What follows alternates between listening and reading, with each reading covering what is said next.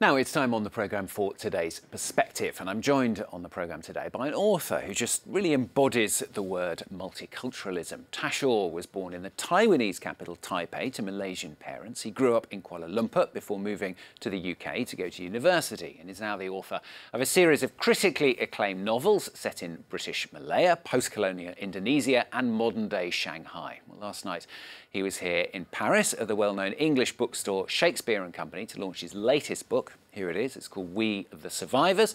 It's set in the modern day, tells a brutal story, really, of social inequality in Malaysia, where Tash Aw joins me here on set now. Thanks very much for being with us on the programme.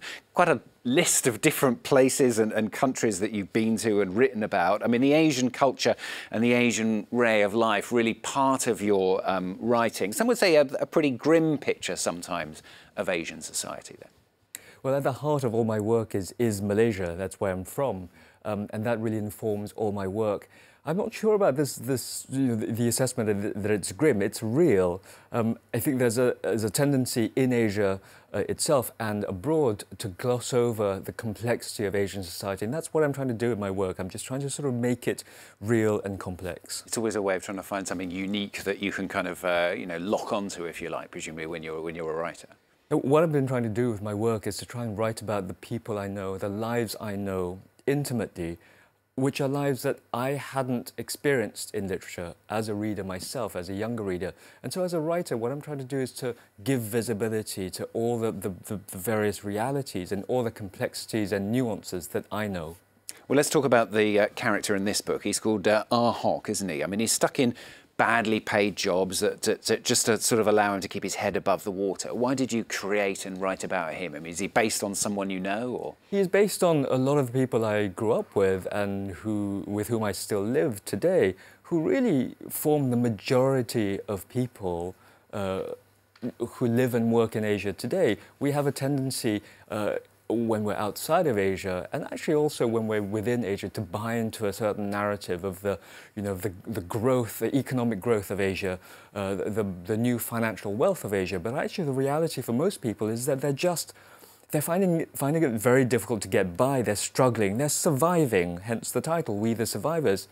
Lee Hock Lai, who's also he's just called Ahok, like most ethnically Chinese people are called by their nicknames, he's an ordinary guy. He's trying to make ends meet, and he drifts from one job to another until his life gets so pressured that he's forced into a series of circumstances that lead him to kill a Bangladeshi migrant worker. And so what I wanted to do with the novel is to show how Asian people today, in almost all countries I know of in Asia, live in a structure that actually don't allow them the freedom that they think that they should have. It's a bit, I was going to say depressing. I mean, it's in a way just writing about somebody who's struggling and trying to do well. You never want a positive outcome? No, I mean, there's no point glossing over things. I mean, life for a lot of people is tough. I mean, it's not as if his life is fully unhappy. I mean, he has moments of great happiness, he had moments of great joy. But the fact is that his life is harsh. But he doesn't think of it as harsh. He's totally normalized a lot of the brutality that he experiences, the discrimination, the racism. And what he does is he absorbs this and reproduces it and inflicts this on other people. And his book is kind of like a confession, if you like, isn't it? Absolutely. He's telling his story to a university researcher who is writing a book on his life. And what she does is really tries to understand, but she comes from a very different background. She could be me, very well-meaning, but there is a huge divide between the two. And that's also one of the principal aims of the novel, which is to examine how Asia has become quite so divided in just 2 generations. I was reading some of your critics yesterday, not that they are critics really. I mean, there were phrases like master storyteller when people were talking about you. I mean, where does this come from in you, this passion for writing?